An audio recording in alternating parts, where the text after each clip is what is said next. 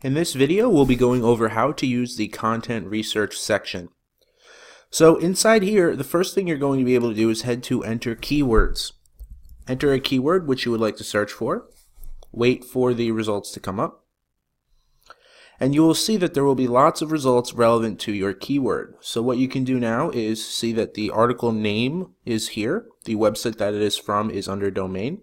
And you could see the total amount of shares, shares on Twitter, shares on Pinterest, and shares on Facebook.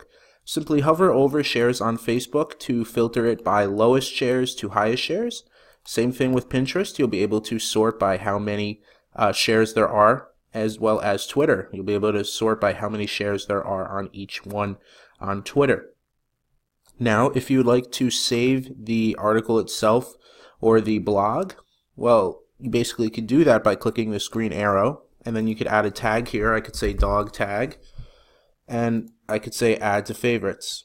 Okay, so you could also add your domain to your shortlist as well. So I could add dog as my thing here. So, and then you go like that, and you're basically done. Now you have both of these saved, and I'll show you how to reach those momentarily. If you actually want to go to the article itself, simply click on the article and it'll take you to it. You can also click on the domain to be taken to the actual domain. So that's Find Content. We also have a Find Most Relevant feature, which basically just does the search a little bit differently. So you'll be able to get results by taking a look over here.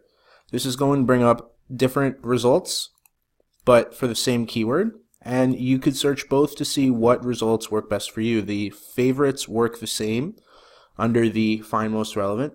And then if you head over to find to favorite content, you'll be able to see the content that you saved here, as well as favorite blogs will be saved here as well. So that's how you use the content research. You do unlimited searches here, and that's it for this video.